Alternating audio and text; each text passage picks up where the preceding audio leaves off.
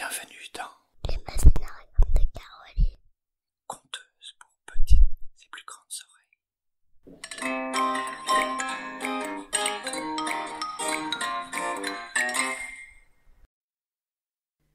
Prenez place, je vais vous lire Pinocchio cherche du boulot de Claire Renaud et Vincent Villeminot, illustré par Fred Multier.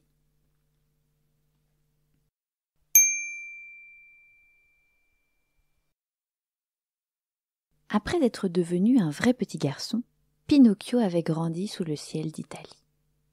Autrefois, il était minuscule comme un pantin et très menteur.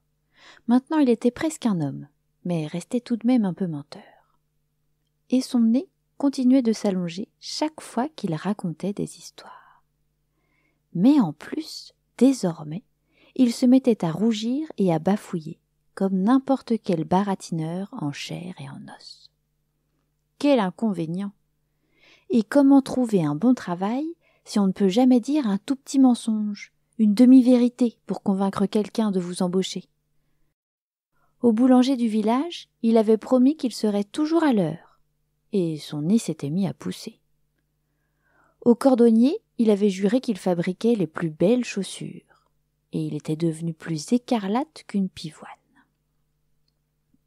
Le soir, il rentrait tristement chez Geppetto, sans boulot. Mais un jour, un cirque vint à passer par le petit village où il vivait avec son père. Pinocchio se souvint alors que, lorsqu'il était une marionnette de bois, tout le monde venait le voir en spectacle.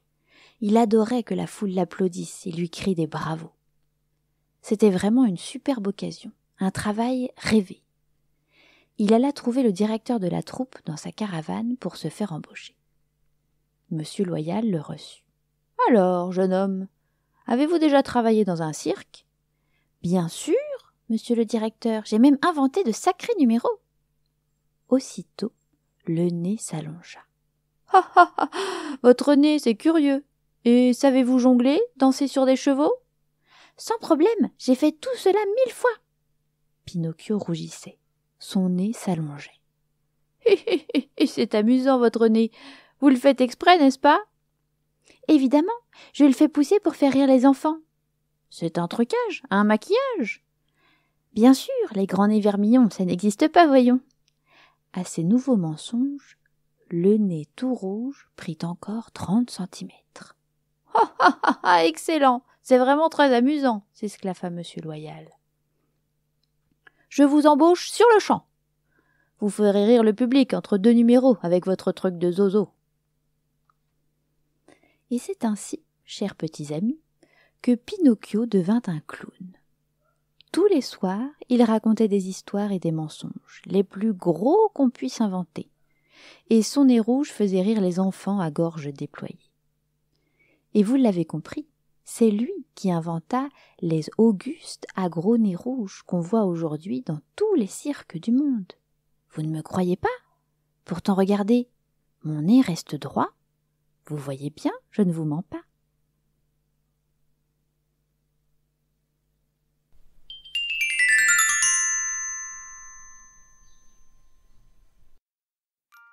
Si vous souhaitez me soutenir, n'hésitez pas à aller sur ma page Tipeee, l'Imaginarium de Caroline, pour que je puisse compléter ma bibliothèque et me fournir un meilleur matériel afin que le son soit encore meilleur. Merci à tous de m'écouter.